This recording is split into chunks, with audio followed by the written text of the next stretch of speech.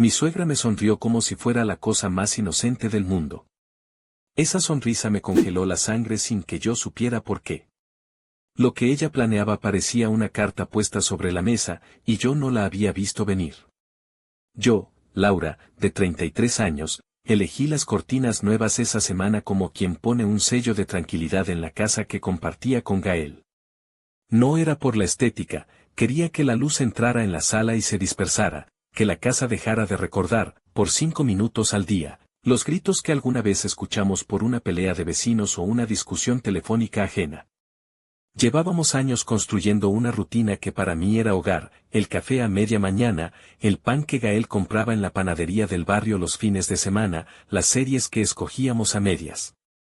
Nuestra historia no era perfecta, pero estaba atada a certezas pequeñas y silenciosas. Pilar, la madre de Gael, vivía a media cuadra. Era un arreglo práctico. Ella cuidaba la casa los días que Gael tenía viajes largos por trabajo, y a cambio controlaba que los balances del negocio familiar no se desviaran. Al principio pensé que era la mejor suegra del mundo, hacía tortillas cuando llegábamos, me ayudó a coser el primer vestido que compré para la boda, me regaló una vieja caja de latón en la que guardé cartas viejas. Su sonrisa era parte del paquete. Nunca habría imaginado que esa sonrisa podía contener un plan. La primera fisura real llegó con una factura. Gael regresó una tarde con la cara del que ha perdido algo valioso sin entender cómo. Sostenía un sobre manchado de café. Encontré esto en el cajón de la oficina, dijo sin alzar la voz. Es una copia de un movimiento bancario, parece una transferencia y dice tu nombre. Mi corazón dio un paso en falso. ¿Qué estás diciendo? Que hubo una transferencia a tu nombre, repitió. Y por primera vez noté que la palabra no buscaba aclarar, sino sentenciar. La firmó, alguien puso tu firma y el documento está aquí. Lo que siguió fue un estruendo lento, preguntas, silencios, la mirada de Gael que buscaba en mi rostro una traición y no la encontraba. Pilar apareció en la escena con una calma calculada, con su delantal todavía manchado de harina, y sonreía como quien trae una receta. No es nada que no podamos arreglar, dijo. Seguramente se trata de un error. Error, dije. ¿Qué error, Pilar? Solo trámites, Lauri, respondió con ese diminutivo que usaba cuando quería parecer cariñosa. Voy a hablar con el banco. No te preocupes. Mi primera reacción fue incredulidad. Pilar. Nuestra Pilar. No había nada en mi historia que justificara una transferencia sin explicación. Había un préstamo que había pedido a un familiar años atrás, pero era conocido y justo. No tenía sentido. Y, sin embargo, el documento existía, un PDF recortado con el encabezado del banco, una anotación que parecía una nota interna, una transferencia hacia un nombre que no reconocía. Gael lo miró y su pulso se aceleró. ¿Por qué habría de hacerlo?, dije, pero mi voz no sonó convincente. No estaba segura de qué probar, ni de cómo demostrar que no había puesto mano sobre una suma que no reconocía. Pilar se ofreció a mediar con el banco y con la contabilidad. Después, con una naturalidad que ahora sé perfectamente ensayada, comenzó a plantar dudas pequeñas y constantes. No te veo tan metida en la parte contable, comentó casualmente en la cena, como quien observa una planta. Gael siempre fue quien llevaba los números, tú te ocupabas de otras cosas.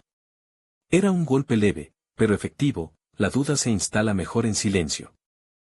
A la semana siguiente llegué al trabajo con llamadas perdidas en el teléfono y un mensaje del abogado del negocio exigiendo una explicación por la transferencia. Mis colegas empezaron a mirarme con esa mezcla de lástima y distancia. No te preocupes, te conoce la empresa, sentenció una voz en el pasillo. Vino el rumor, y luego la formalidad, una investigación interna, preguntas directas sobre mis movimientos en las cuentas. Yo contestaba con la verdad, no había tocado esos archivos, no había firmado nada. Pero las evidencias falsas, cuando son precisas, pesan más que una negativa. Al principio pensé que era un error administrativo, después comprendí que alguien había montado una operación para que pareciera que yo había tomado dinero y lo había enviado a otro lugar. Mi propia firma, escaneada de permisos que había firmado una vez, podía ser manipulada. Mi teléfono, un dispositivo que pensé mío, apareció en fotos montadas con conversaciones que nunca envié. Era como mirar una película donde alguien había recortado mi rostro y lo había puesto sobre otro cuerpo. Me sentí víctima de una impostura. Laura, ¿qué vas a decir?, preguntó Renata, mi amiga de la universidad, cuando la llamé llorando. Nos vimos en un café chico, donde me acostumbré a ventilarlo todo con café y la mirada paciente de Renata. Ella trabaja en tecnología y no tardó en decir lo que yo necesitaba escuchar: no están en la luna al creer algo que puede falsificarse. Si hay PDFs, si hay imágenes, podemos revisar metadatos, huellas digitales. Deja que lo vea. Mientras tanto, Pilar era una señora prudente y conmovida que se ofrecía a ayudar.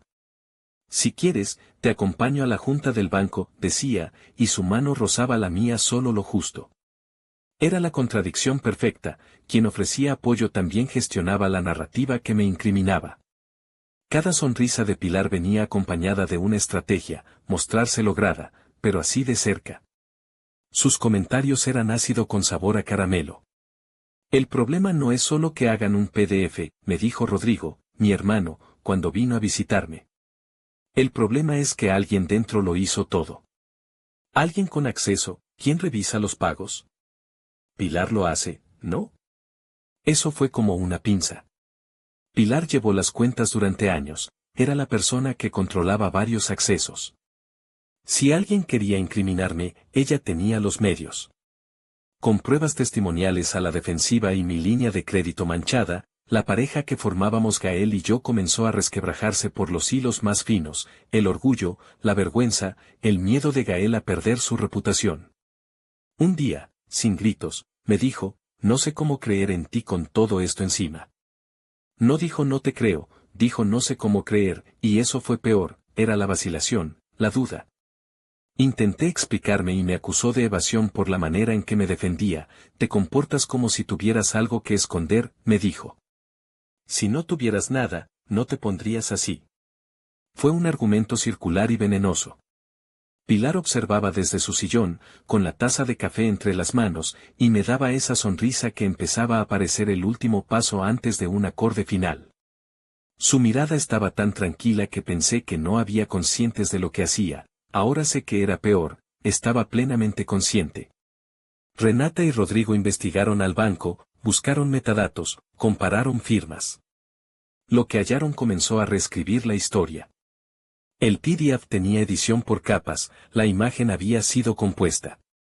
Hubo pequeñas incongruencias en las fuentes usadas en el titular del documento, y una bitácora de accesos mostró que alguien había entrado con las credenciales de Pilar la noche en que la transferencia supuestamente se hizo.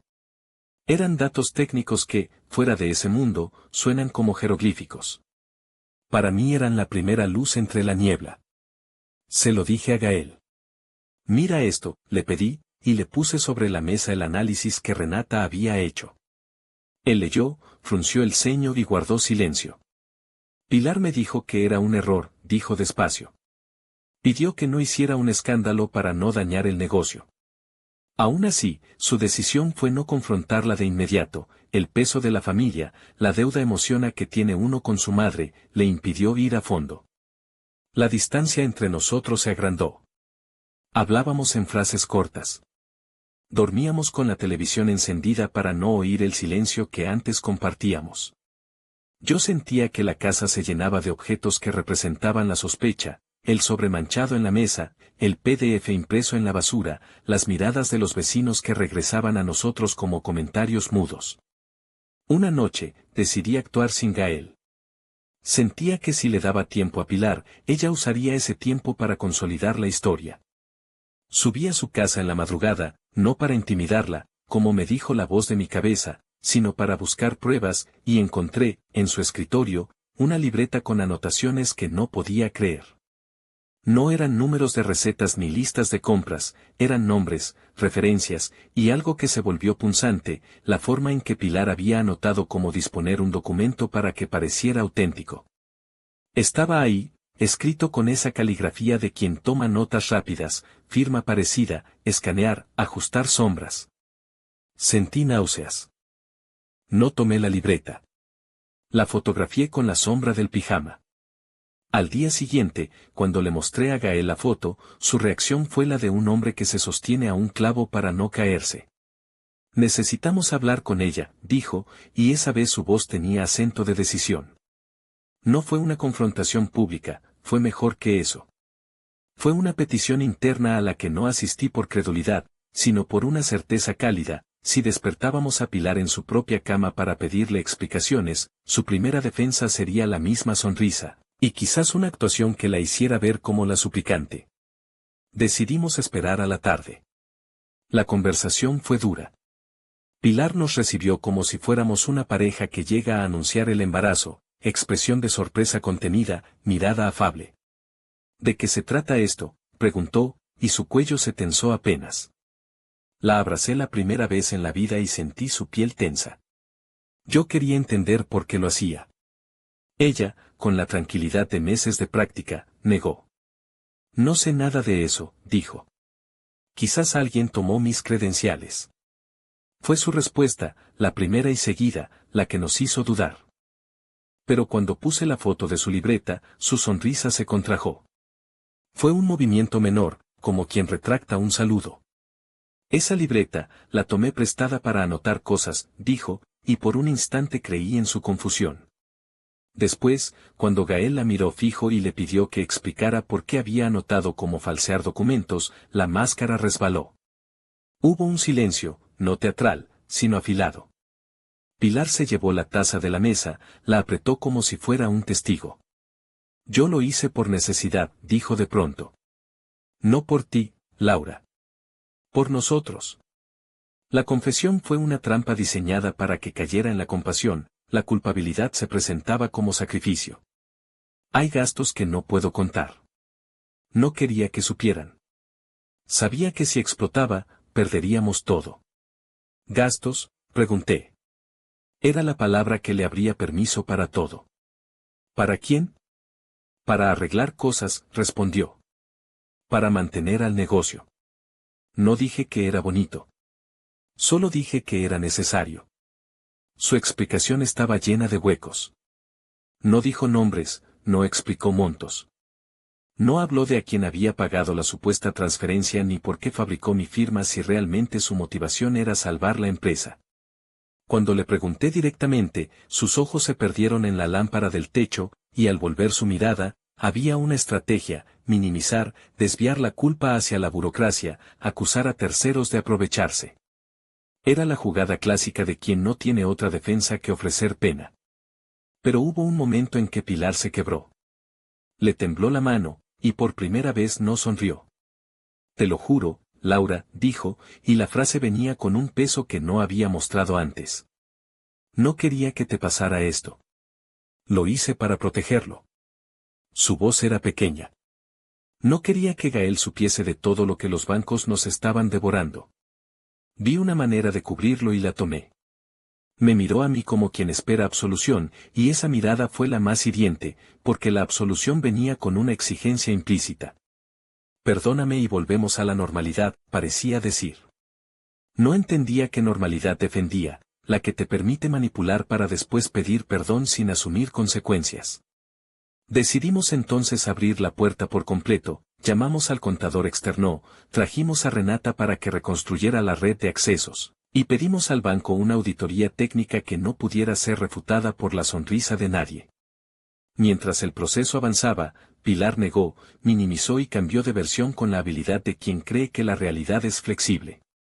Al mismo tiempo, empezó a mover hilos en la familia, mensajes discretos a hermanos, llamadas a amigos que nos cruzaban en la calle con miradas de desaprobación.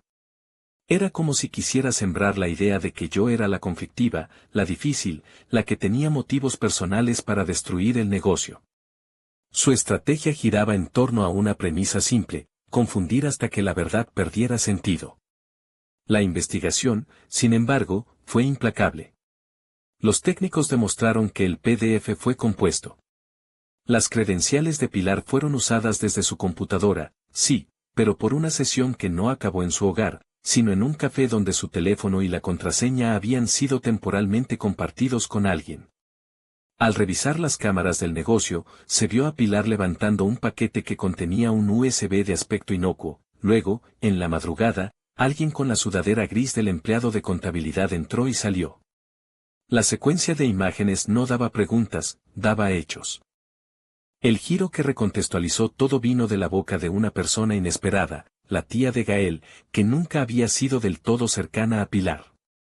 Apareció un mensaje suyo en un grupo familiar privado, un audio que había enviado a medias, donde Pilar reía con una voz suave y decía, «Ya lo arreglé. Lo importante es que él vuelva a mí». La frase en sí podría interpretarse de muchas maneras, pero el tono era claro como una campana. Alguien había ejecutado una estrategia para que su hijo se alejara de su mujer y volviera a la contención de la madre.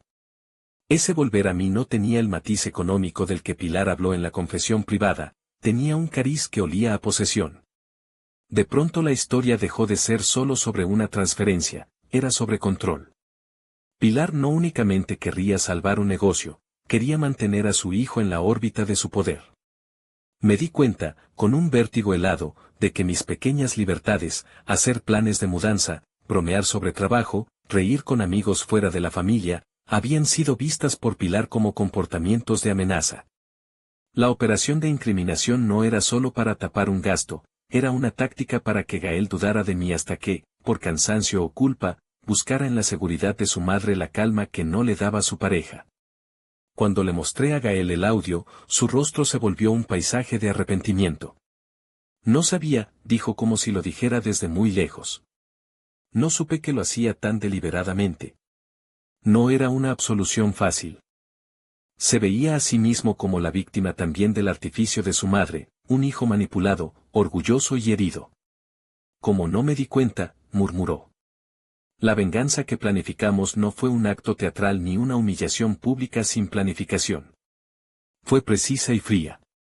Renata y Rodrigo organizaron una presentación de todas las pruebas en la que participaron el contador externo, el técnico del banco y la tía que había filtrado el audio.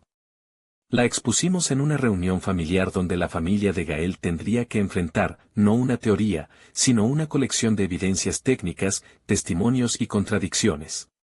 Pedimos que fuese en casa de los abuelos, un lugar neutro. Antes de la reunión, Pilar intentó un gesto final, se sentó conmigo en la sala, con la luz de la tarde y una taza de té que no quité de sus manos. Si me expones, dijo con voz baja, perderás a Gael.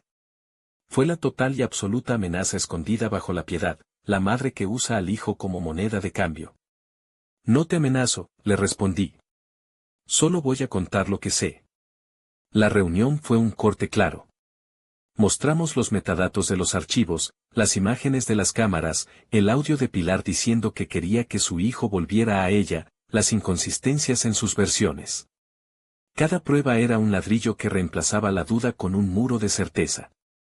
La familia no estaba preparada, algunos se rindieron frente a la evidencia, otros, parientes de antaño con lealtades que venían del tiempo, miraban a Pilar con ojos que mezclaban dolor y sorpresa.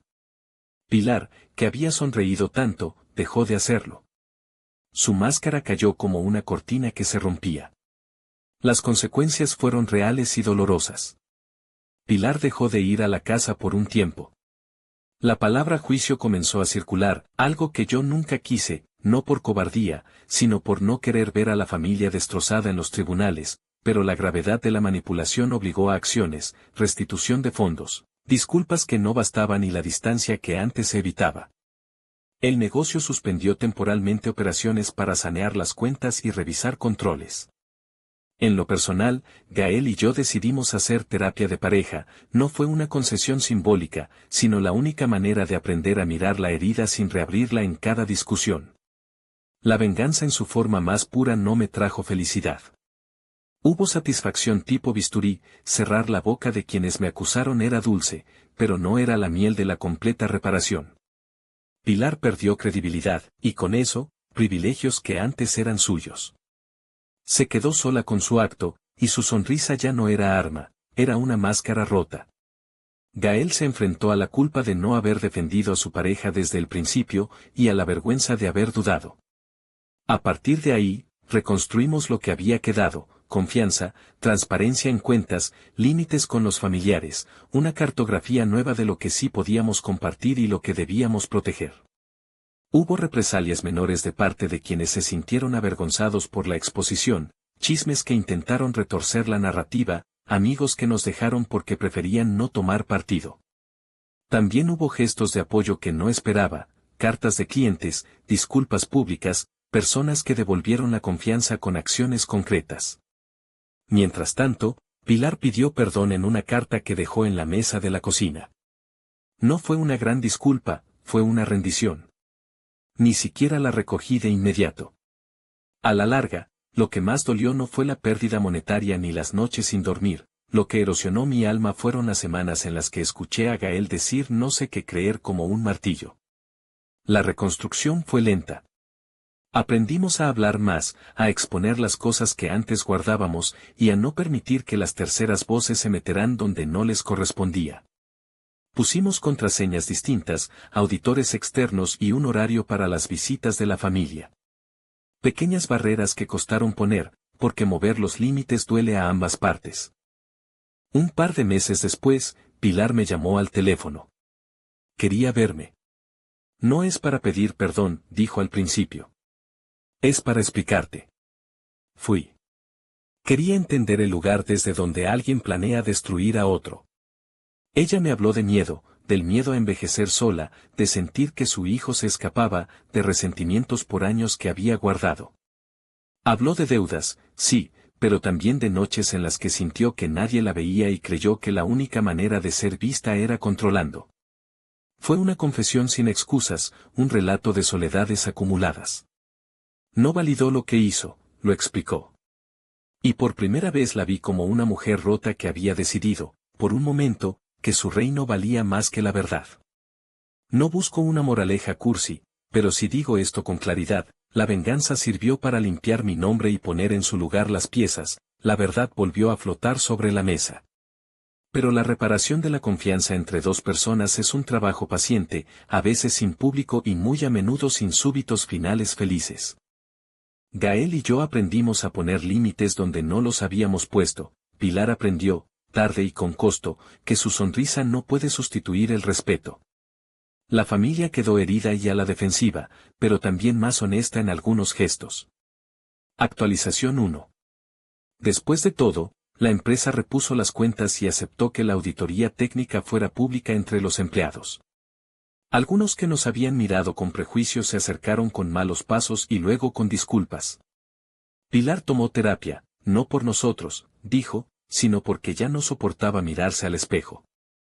Fue una acción pequeña que, sin embargo, cambió la dinámica, verla acudir a un profesional fue como verla desarmarse y, con eso, permitirnos recomponer los pedazos.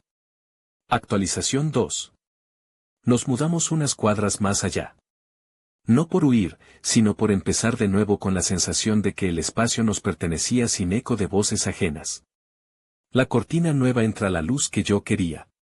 Gael y yo volvimos a reír sin medir el peso de la mirada de su madre. No porque esté todo olvidado, sino porque aprendimos a proteger lo que somos. Actualización final. Pilar no figura en la vida diaria con la intensidad de antes. Algunas llamadas, almuerzos evitados, encuentros con límites firmes. A veces la veo desde una distancia que no es indiferencia, sino precaución. A veces la siento cerca, como el temblor que precede a un invierno. Si algo aprendí, fue esto: hay sonrisas que son abrigo y sonrisas que son trampa. Aprendí a no confundir la cortesía con la verdad. Y aprendí que si alguien que amas no te defiende, la primera tarea no es probar que eres inocente, sino decidir si esa persona merece quedarse. Hay heridas que la venganza cierra de inmediato, pero cicatrices que solo el tiempo y la decisión diaria pueden suavizar. A veces, en la madrugada, me sorprendo pensando en la cotidianidad de nuestras decisiones y en cómo una sola sonrisa puede alterar todo un mapa de vida. Me pregunto si todo hubiera cambiado si alguien, en algún momento antes, hubiera dicho claramente, basta. Pero la historia ya está escrita en nuestras pieles, y ahora la tarea es otra: construir, con manos torcidas pero sinceras, la casa en la que queremos vivir.